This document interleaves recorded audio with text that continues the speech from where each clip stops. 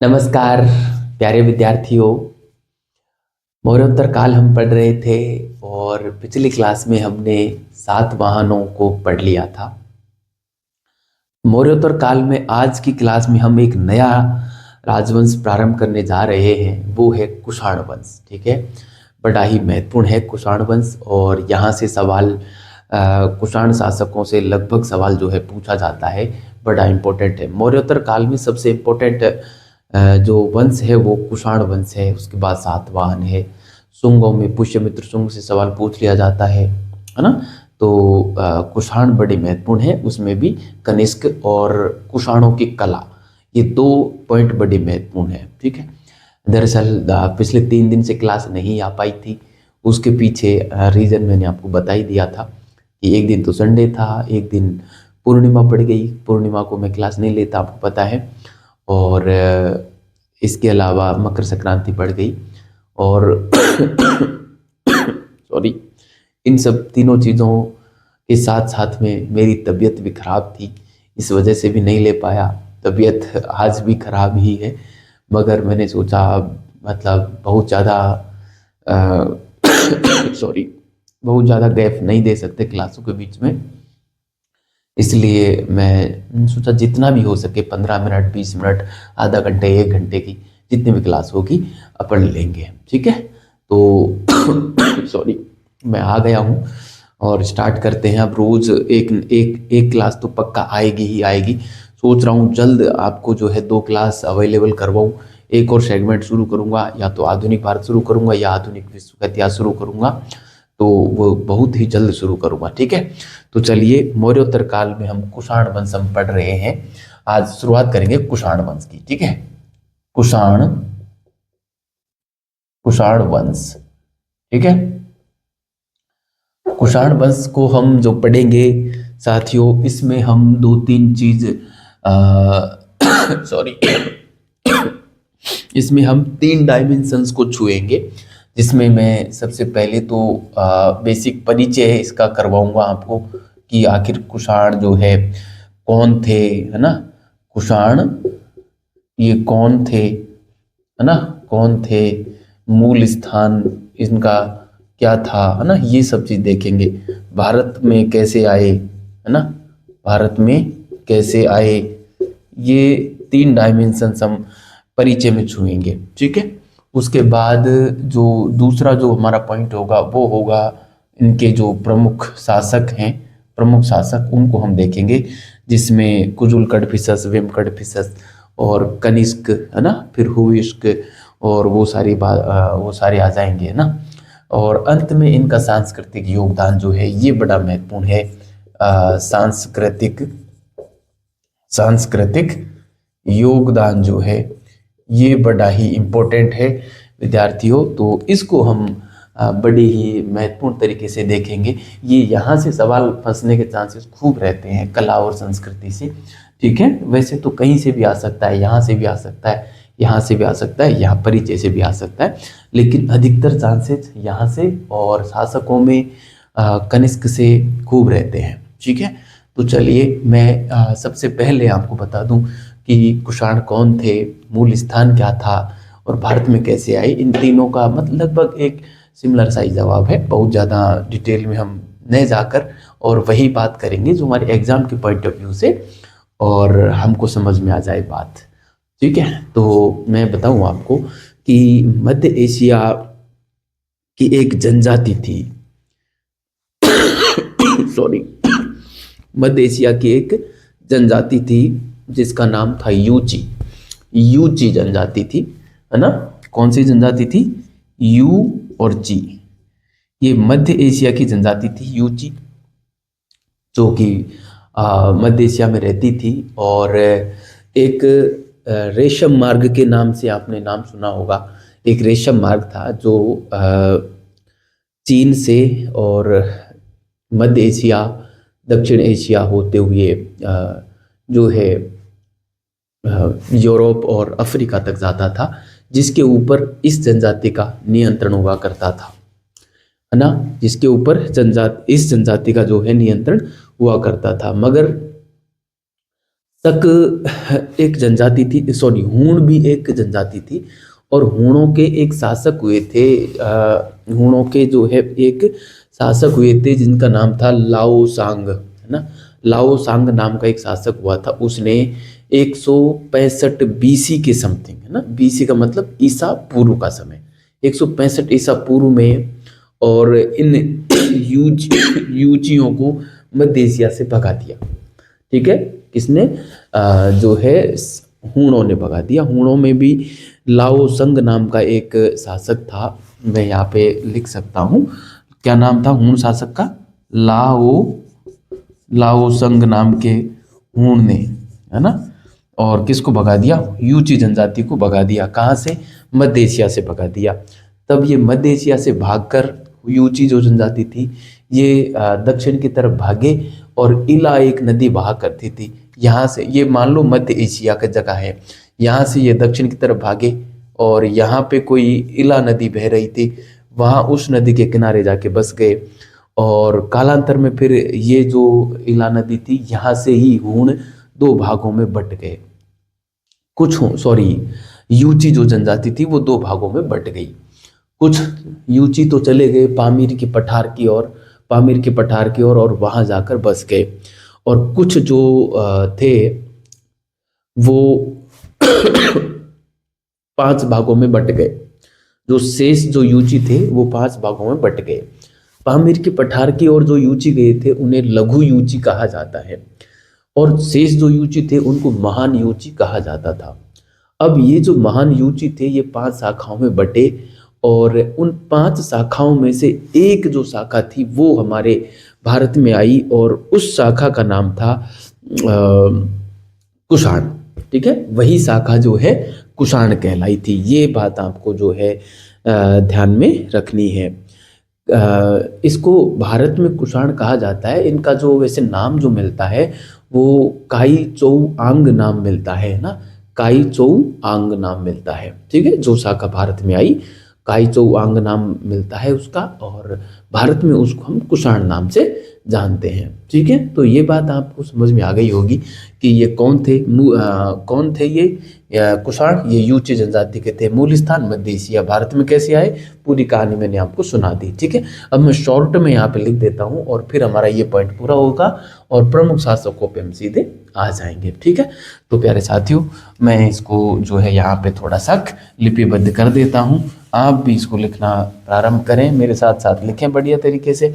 तो हम देखिए यहाँ पे लिखेंगे कि सॉरी हम यहाँ पे लिखेंगे कि मध्य एशिया की एक जनजाति यूची हुआ करती थी। यूची यूची हुआ करती थी। यूची हुआ करती थी। ठीक है, मध्य एशिया की एक जनजाति यूची हुआ करती थी। यूची हुआ करती थी, जिसका जिसका रेशम मार्ग पर जिसका रेशम मार्ग पर जिसका रेशम मार्ग पर जिसका रेशम मार्ग पर नियंत्रण था नियंत्रण रहता था। ठीक है, मगर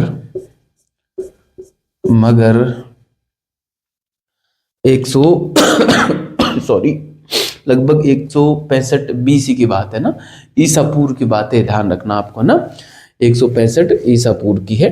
तो ये ध्यान रखना। मगर हूण शासक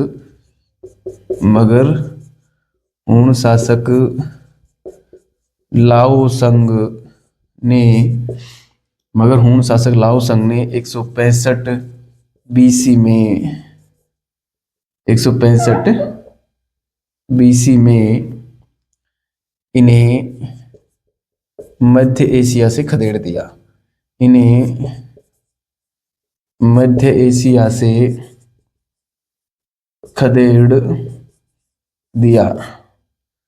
मध्य एशिया से खदेड़ दिया। ठीक है, तो मगर हूण शासक लाओ संग ने 165 बीसी में इन्हें मध्य एशिया से खदेड़ दिया। ठीक है, अब मध्य एशिया से इनको भगा दिया तो ये दक्षिण की ओर चले गए, है ना। सॉरी, अतः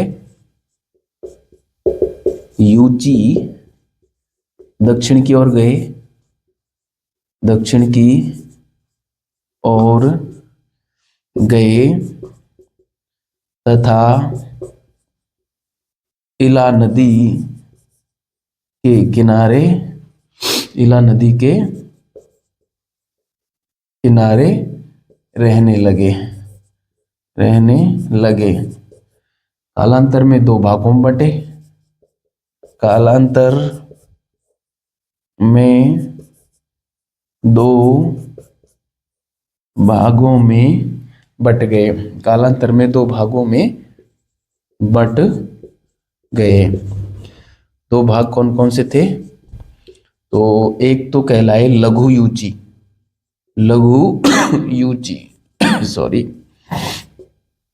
और एक कहलाए महान यूची, महान यूची। ठीक है, लघु यूची तो वो थे जो पामीर के पठार, पामीर के पठार पर बसे, पर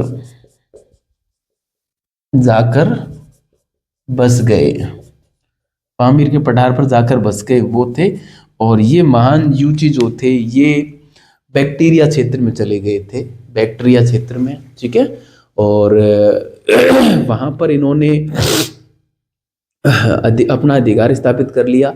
और हूण थे, सॉरी हूण थे, हाँ बिल्कुल, हूणों को बैक्टीरिया क्षेत्र से इन्होंने भगा दिया था। ठीक है, और अपना अधिकार स्थापित कर लिया था। कालांतर में ये खुद भी जो है 5 भागों में बटे, और उनमें से एक शाखा जो थी वो हमारे भारत में आई, और वही जो है हमारे यहाँ पे क्या कहलाई? कुषाण कहलाई थी। ठीक है, तो मैं यहाँ पे लिखना चाहूँगा ये बैक्टीरिया क्षेत्र में गए, बैक्टीरिया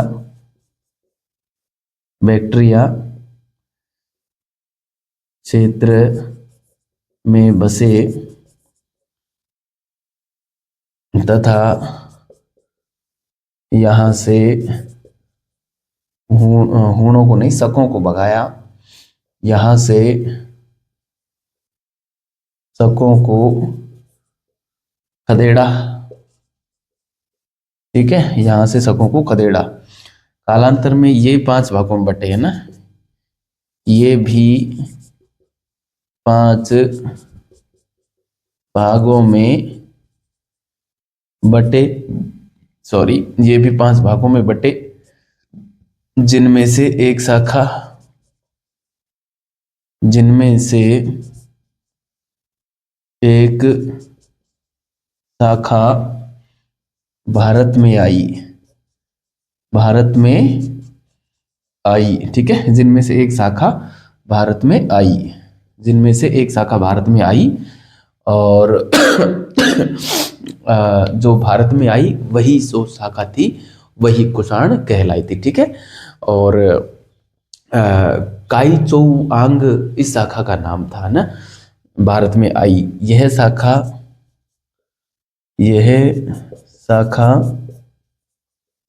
काई चौआंग थी, काई चौआंग थी, है ना। अब ये काई चौआंग को ही हम जो है कुषाण कहते हैं, ये बात आपको ध्यान में रखनी है ना। ये काई चौआंग जो शाखा थी यही शाखा कुषाण कहलाई थी भारत में, है ना। यह बात आपको ध्यान में रखनी है। ठीक है, तो अब हमारा ये जो टॉपिक था, कौन थे, मूल स्थान और भारत में कैसे आए, ये तीनों पॉइंट हमारे बढ़िया तरीके से तैयार हो गए हैं। यहाँ से सवाल बनने के चांसेस तो विद्यार्थियों बहुत कम रहते हैं, लेकिन हमारा एक बेसिक कंसेप्ट क्लियर होना बेहद आवश्यक रहता है कि वास्तव में ये थे कौन। ठीक है, और इस कंसेप्ट की वजह से आपको एक चीज़ ये भी पता चलेगी, किसी भी प्रकार का आपसे कोई कंसेप्चुअल सवाल पूछा जाता है, डेस्क्रिप्टिव एग्जाम जब आप मेंस लिखते हो या आपसे किसी भी प्रकार का साक्षात्कार में कोई भी सवाल पूछा जाए तो आप जो है यहाँ से बढ़िया तरीके से जवाब दे सकते हैं, है ना। तो चलिए विद्यार्थियों, मैं यहाँ से इसको मिटा देता हूँ और प्रमुख शासकों की बात मैं यहाँ पे कर लेता हूँ। ठीक है, प्रमुख शासकों की बात मैं कर लेता हूँ, जिसमें हम इसके संस्थापक हैं कुजुल कड़फिसस, उनकी बात करेंगे। फिर हम विम कड़फिसस की बात करेंगे, है ना। चलिए मैं इसको मिटा देता हूँ और हम आगे की चर्चा करते हैं। ठीक है,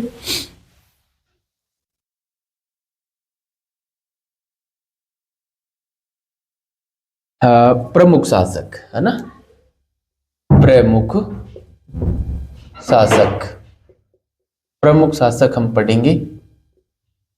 ठीक है, तो प्रमुख शासक में हम कुजुल कड़फिसस जो इसके संस्थापक थे, एक नंबर पे कुजुल कड़फिसस। ठीक है, कुजुल कड़फिसस का नाम बड़ा ही महत्वपूर्ण है और ये संस्थापक थे 15 एडी से 65 एडी के बीच में इनका कार्यकाल माना जाता है। मैं यहाँ पे लिख भी देता हूँ भले ही, 15 एडी से 15 एडी से 65 एडी तक। ठीक है, ये इनका कार्यकाल है। तो एक तो ये इस वंश के संस्थापक थे, सबसे बड़ी बात तो ये है। और दूसरी बात इनके बारे में ये है कि इन्होंने पहलवों से, जो पहलव आए थे हमारे यहाँ भारत पे, जो विदेशियों का आक्रमण हुए थे, शक हिंदू मतलब शक शासक आए थे, है ना, जिनकी बात मैंने आपको पहले सातवाहन काल में भी बताई हुई है ना, सब हम पढ़ेंगे। शक है, पहलव है ना, और हिंदी यूनानी है। और ये एक टॉपिक मेरा छूटा हुआ है, मतलब छोड़ा हुआ है, वो भी हम पढ़ेंगे उसको, है ना, जिसमें हम यूनानियों के आक्रमण भी पढ़ते हैं, इसमें सिकंदर का आक्रमण भी है, कई सारी चीज़ें आती हैं। ठीक है, तो इन्होंने कुजुल कड़फिसस ने पहलवों को पराजित करके और जो हमारे काबुल और कंधार किपिन वाले क्षेत्रों को जीत करके और भारत के उत्तर पश्चिम क्षेत्र में इसने कुषाण वंश की स्थापना की थी। ठीक है, और इसने सिक्के भी जारी किए थे। ठीक है, जिसमें जो है इनके सिक्कों पर इसकी उपाधि भी मिलती है ना, धर्मथित उपाधि मिलती है या सत धर्मथिस उपाधि मिलती है, जो कि बौद्ध धर्म के नज़दीक मानी जाती है। बस इनके बारे में इतना ही है। और इसके बाद हम जो पढ़ते हैं वो अगले शासक के रूप में विम कड़फिसस को पढ़ते हैं। विम कड़फिसस का भी बड़ा ही बड़ा नाम है, महत्वपूर्ण नाम है। ठीक है, विम कड़फिसस ने भी जो है सिक्के चलाए थे। एक सोने की मुद्रा चलाई थी जो दिनार कहलाती थी, है ना, और उसके जो कि यूनान की जो मुद्रा हुआ करती थी औरस, उसके मानक की वो मुद्रा थी, है ना। तो ये सारी बात हम करेंगे। और विम कड़फिसस को भारत में कुषाण सत्ता का वास्तविक संस्थापक माना जाता है। उसने पंजाब क्षेत्र को जीत करके, भारत वाले पंजाब को जीत करके और उस पर अपना शासन स्थापित किया था। और उसके बाद ही इसने सोने की मुद्रा दिनार चलाई थी, जो कि यवन जो मुद्रा हुआ करती थी औरस, उसके मानक की थी, है ना। लगभग 100 जो है 24 ग्रेन की थी या 80 रत्ती की थी, या मैं कहूँ 8 ग्राम की थी। ठीक है, उसके ऊपर विम कड़फिसस ने कई उपाधियाँ भी ली थी, या महाराजाधिराज की उपाधि ली, महेश्वर की उपाधि ली, परमेश्वर की उपाधि ली। इस प्रकार से शिव का पहली बार मुद्रा के ऊपर अंकन भी हमको विम कड़फिसस की मुद्रा पर ही मिलता है। यह बात भी आपको ध्यान में रखनी है। ठीक है, तो इस प्रकार से हम देखते हैं कि कई सारी चीज़ें विम कड़फिसस के बारे में और कुजुल कड़फिसस के बारे में हैं। तो दोनों में अंतर ये है कि ये संस्थापक थे कुषाण वंश के, जबकि कुषाण वंश के वास्तविक संस्थापक जो थे वो विम कड़फिसस थे। ये बात ध्यान रखनी है। तो इसके बारे में तो हमको 2-3 बात ध्यान रखनी है बस। देखो क्या, एक तो कुषाण वंश के संस्थापक थे, है ना, कुषाण वंश के संस्थापक थे, कुषाण वंश के संस्थापक थे। ठीक है, एक बात। दूसरी क्या है, दूसरी बात है अ, दूसरी बात है कि इसने इसने पहलवों को पराजित पराजित करके इसने पहलवों को पराजित करके कंधार कंधार काबुल व किपिन नामक क्षेत्रों को किपिन नामक क्षेत्रों को जीत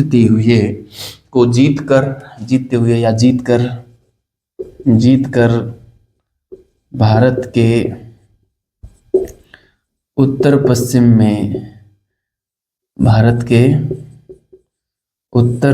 में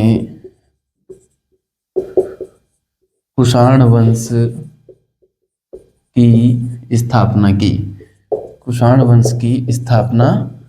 की। ठीक है, कुषाण वंश की स्थापना की।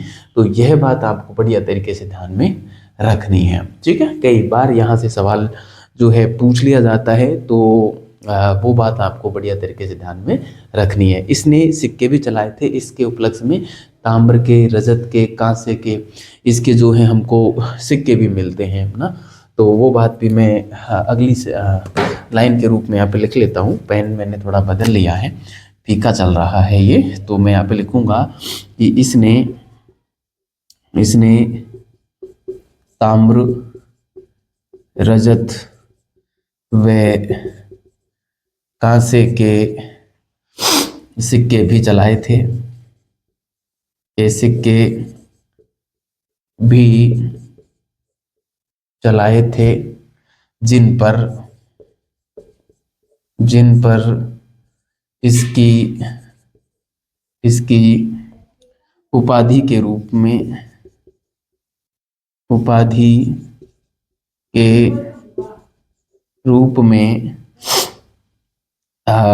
क्या मिलता है, धर्मथिस नाम मिलता है ना, धर्मथिस या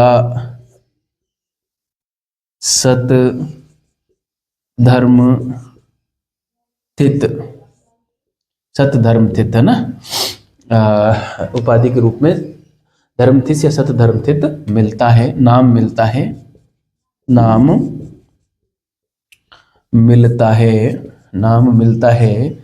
जो कि बौद्ध धर्म से संबंधित, बौद्ध धर्म के जो है संबंधित माना जाता है, या बौद्ध धर्म के प्रति आस्था को व्यक्त करता है ना, ये हम कह सकते हैं, जो कि बौद्ध धर्म के प्रति आस्था को व्यक्त करता है, जो कि बौद्ध धर्म के प्रति आस्था को व्यक्त करता है,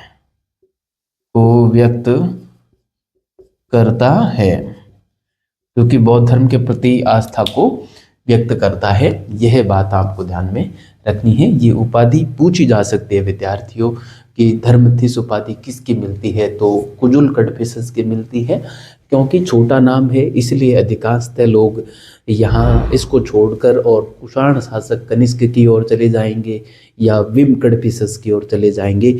यह बात आपको ध्यान में रखनी है। ठीक है, तो कंफ्यूज नहीं होना है ना। और धर्मथिस उपाधि किसकी थी, कुजुल कड़फिसस की थी। यह बात आपको ध्यान में रखनी है। दूसरे शासक के रूप में मैं यहाँ पे डाल देता हूँ किसको, विम कड़फिसस को, है ना, विम कड़फिसस। ठीक है, विम कड़फिसस का नाम हम यहाँ पर डाल देते हैं। विम कड़फिसस का नाम जो है बड़ा ही महत्वपूर्ण नाम है, और बहुत लंबा इनका कार्यकाल नहीं रहा, लेकिन इनका जो काम था पंजाब को जीतना पंजाब को जो जीतना था वो बड़ा ही महत्वपूर्ण था। ठीक है, तो वैसे इनका जो कार्यकाल वो माना जाता है वो 65 से 78 BC माना जाता है। 65 सॉरी एडी से 78 एडी माना जाता है, ठीक है। 65 है ये ना, 65 है, ठीक है।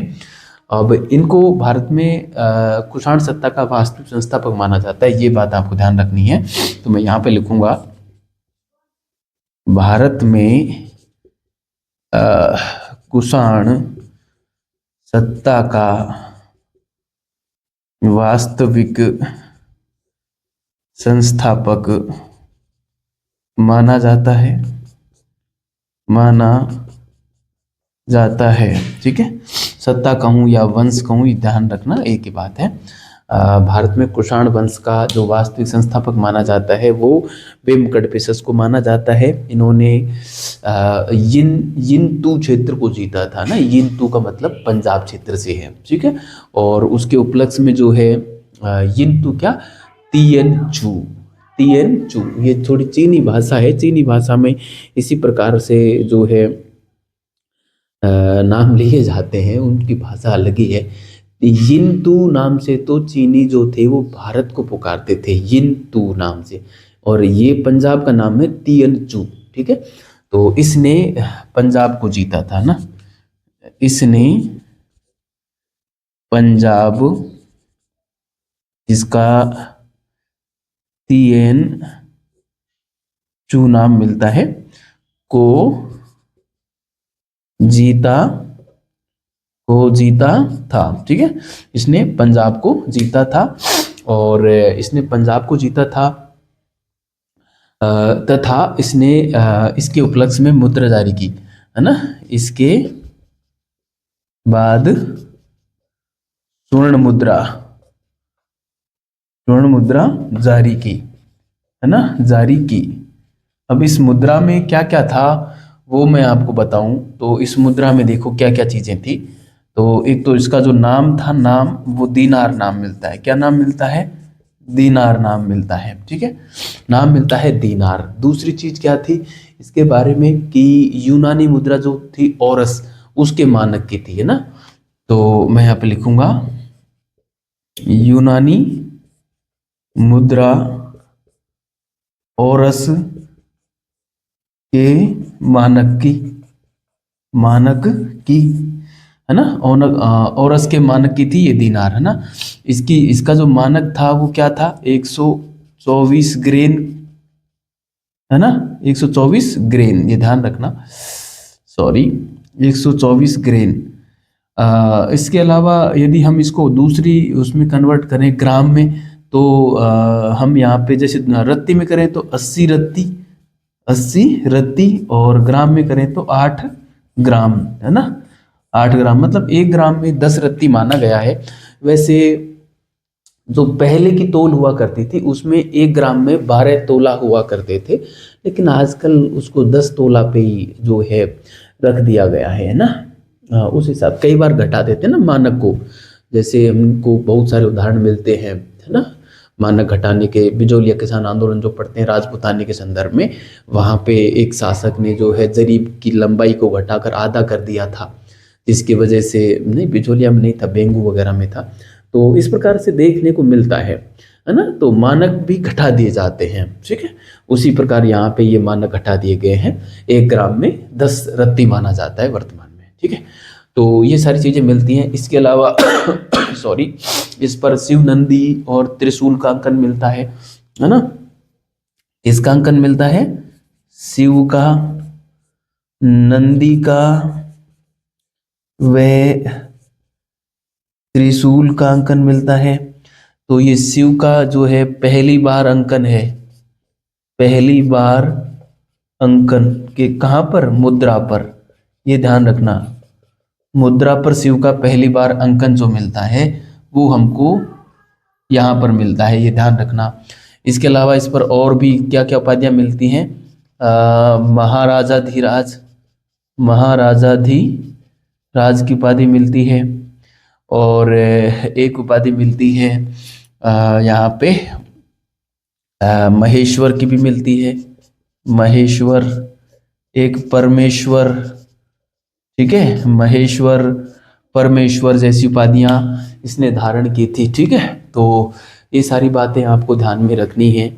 इसके अलावा ये सोने की मुद्रा थी, ये भी ध्यान रखना है। दिनार क्या थी? स्वर्ण मुद्रा थी ना। अच्छा, स्वर्ण मुद्रा की तो बात मैंने यहाँ पे करी ली, स्वर्ण मुद्रा थी। इसके अलावा इसने जो है चांदी की और तांबे की मुद्रा भी इसने चलाई थी, है ना। ये बात भी मैं यहाँ पे लिख देता हूँ। इसने जो है अन्य मुद्रा भी चलाई थी, जैसे अन्य मुद्रा भी चलाई, अन्य मुद्रा भी चलाई थी। ठीक है, अन्य मुद्रा भी चलाई थी। तो अन्य मुद्रा में जो है चांदी और तांबे की मुद्रा भी इसने जो है चलाई थी, ये ध्यान रखना है। ठीक है, चांदी और तांबे की मुद्रा भी भीम कड़फिसस ने चलाई थी। और सोटर मगस नाम की एक उपाधि इसकी और मिलती है। सोटर मगस की उपाधि भी जो है हमको इसके सिक्कों पर ही मिलती है, यह बात आपको ध्यान रखनी है।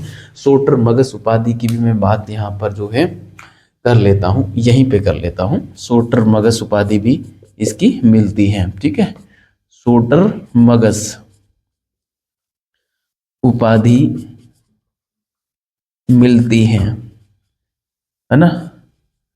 सोटर मगस उपाधि भी यहाँ पे जो है हमको मिल जाती है, यह बात भी आपको ध्यान में रखनी है। ठीक है, सोटर मगस उपाधि मिलती है।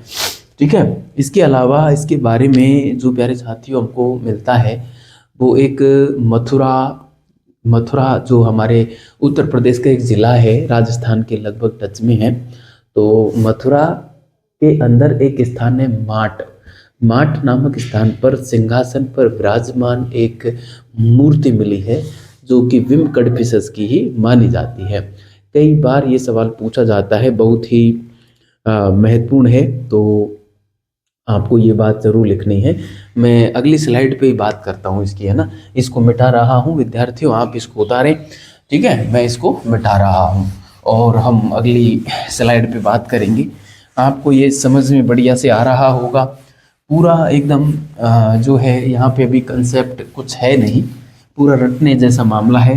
बस आप जितना रटोगे उतना आपको जो है याद होता चला जाएगा। पिछले साल के पेपरों का अभ्यास ज़रूर करते रहना विद्यार्थियों, क्योंकि अभ्यास ही तो इंसान को किसी भी कार्य में और महारत प्रदान करता है ना।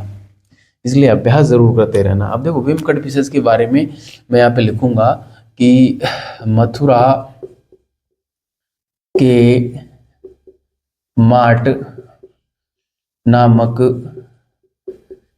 स्थान से मथुरा के माट नामक स्थान से एक सिंहासन पर विराजमान मूर्ति मिली है ना। एक सिंहासन पर विराजमान मूर्ति मिली है, जिसे विम कड़फिसस की माना गया है। विम कड़फिसस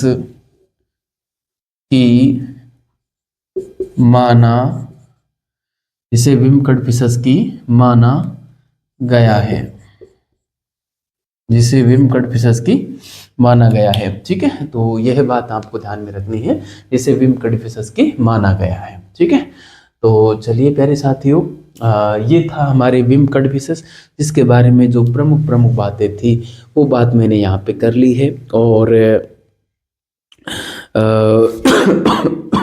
आपको बढ़िया तरीके से ध्यान में रखना है विम कड़फिसस को। अब मैं अगले जो शासक की बात करूँगा, वो शासक बड़ा ही महत्वपूर्ण और इम्पोर्टेंट शासक है, और वो शासक है हमारे कनिष्क शासक, जिनके बारे में सवाल पूछने की संभावना बहुत अधिक रहती है। ठीक है, तो चलिए हेडिंग डालते हैं कनिष्क।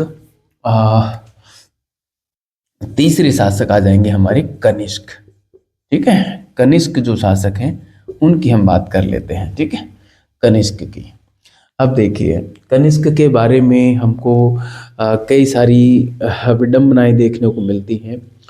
इनके राज्यारोहण को लेकर बहुत सारे विद्वान अलग अलग बात बताते हैं, लेकिन हम यहाँ पे सिर्फ वही बात करेंगे जो प्रमाणित मानी गई है। दरअसल इनके राज्याभिषेक को लेकर 1913 में और 1960 में 2 बार लंदन में सम्मेलन आयोजित किए गए, और वहाँ पे ए एल बाशम ने जो है इनके राज्याभिषेक की जो तिथि थी वो 78 एडी घोषित की, यानी कि 78 ईस्वी घोषित की। ठीक है, तो इनका जो शासन काल माना जाता है वो मैं यहाँ पे लिख सकता हूँ 78 एडी। कब घोषित किया? 1960 में। बाद में रबातक अभिलेख से यह प्रमाणित भी हो गया। 101 एडी तक इन्होंने जो है शासन यहाँ पर किया था। ठीक है, तो यह बात हमको ध्यान में रखनी है। और यहाँ से आगे का अब हम पढ़ते हैं। ठीक है, सबसे प्रसिद्ध शासक, सबसे शक्तिशाली शासक इसी को माना जाता है ना। पराक्रमी भी थे, सबसे प्रसिद्ध भी थे, है ना। और बस अभी हम इतना ही हम इनके बारे में लिखेंगे। इनके जो अभियान हैं उनकी भी हम चर्चा करेंगे। लेकिन विद्यार्थियों, आज थोड़ा गला बैठा हुआ है, देखते हैं कितना क्या कुछ हम कर पाते हैं। मैं अभी इसके बारे में जो बेसिक बात मैंने बोल के बताई राज्याभिषेक वाली, वो मैं यहाँ पर कर लेता हूँ। ठीक है, तो चलिए हम यहाँ पे लिखते हैं कि कुषाण वंश का सर्वाधिक लोकप्रिय व प्रसिद्ध शासक। ठीक है, दूसरा, इनके राज्याभिषेक की तिथि को लेकर, इनके राज्याभिषेक की तिथि को लेकर 1913 व 1960 में लंदन में सम्मेलन आयोजित हुए। ठीक है, 1960 के 1960 के सम्मेलन के आधार पर 1960 के सम्मेलन के आधार पर ए.एल. बाशम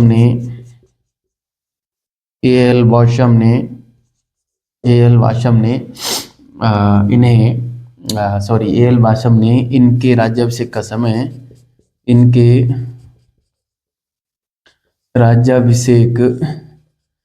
का समय 78 एडी माना। ठीक है, 78 एडी माना, जो बाद में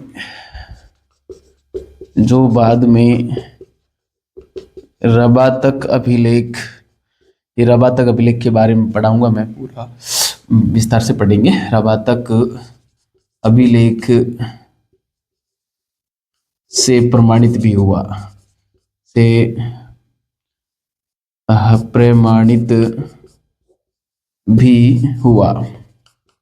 ठीक है, से बाद में जो है प्रमाणित भी हुआ। यह बात आपको ध्यान में रखनी है। ठीक है, और एक बात और आपको ध्यान में रखनी है। चलिए, आज की क्लास को मैं यहीं समाप्त करूंगा। लगातार खांसी चल रही है और तबीयत ठीक नहीं है ना। तो एक बात और मैं यहाँ पे बता देना चाहता हूँ।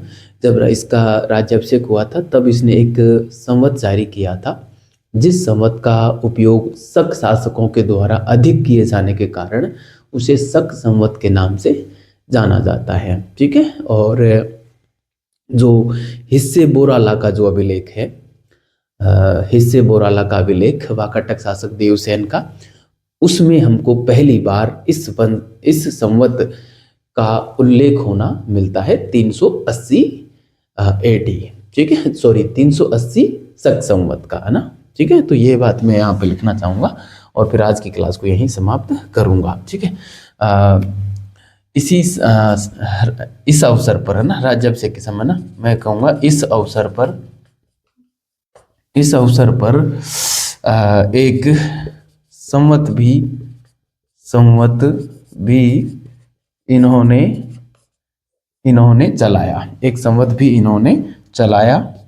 ठीक है, एक संवत भी चलाया जिसका उपयोग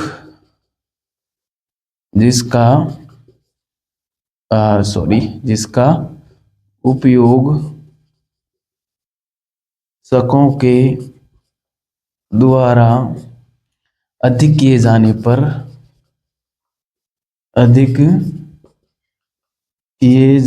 पर यह शक संवत कहलाया। ठीक है, यह शक संवत कहलाया, यह बात आपको ध्यान में रखनी है। और इस संवत का जो पहला साक्ष्य मिलता है, मैं यहाँ पे लिखूंगा इस संवत का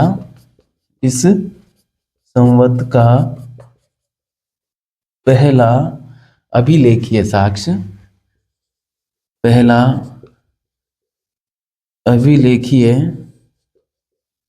साक्ष्य हिस्से बोराला अभिलेख में मिलता है ना, हिस्से बोराला अभिलेख में मिलता है ना, में मिलता है। ये है किसका? ये वाकाटक शासक देवसेन का है ना, यह लेख। ये 380 शक संवत इस पे लिखा मिलता है, ये ध्यान रखना, शक संवत है ना। और है किसका ये? वाकाटक। यह लेख वाकाटक शासक देवसेन का है। ठीक है, यह अभिलेख किसका है? वाकाटक शासक देवसेन का है। तो आपको ध्यान रखना है, हिस्से बोराला अभिलेख शक संवत का पहला अभिलेखीय साक्ष्य है 380 शक संवत का है। यदि ईस्वी में इसको निकालेंगे तो चूंकि 380 ये जो है, ये हमारे सन से 78 साल पीछे चल रहा है, क्योंकि ये जो संवत प्रारंभ हुआ था, कब हुआ था? 78 ईस्वी में एक था ये, है ना। 78 ईस्वी में 0 था, है ना, उस समय तो शुरुआती हुआ। तो फिर यदि हम 380 है शक संवत है तो 78 इसमें जोड़ देंगे, तब जाके ईस्वी सन आ जाएगा, तब जाके तो तब ये 400 और हमारा कितना बनेगा? 458 ईस्वी का बनेगा, है ना। ये तो पूछ ले, इससे बोराला अभिलेख कौन से ईस्वी सन का है? तो 458 ईस्वी का है ना, सॉरी। तो ठीक है विद्यार्थियों, आप इसको बढ़िया तरीके से उतारें। आज हम इतना ही पढ़ पाएंगे, आज तबीयत खराब है और मैं ज़बरदस्ती क्लास लेने आया हूँ, क्योंकि 3 दिन हो गए थे। कोशिश करूँगा कल पूरी 1 घंटे की, सवा घंटे क्लास लेने की, और हम पाठ्यक्रम को थोड़ा जल्दी खींचने का प्रयास करेंगे, ताकि स्कूल व्याख्याता और नेट दोनों के पाठ्यक्रम को समय रहते हम कवर कर पाएँ, जितना अधिक हो सके उतना कवर कर पाएँ। ठीक है, तो धन्यवाद।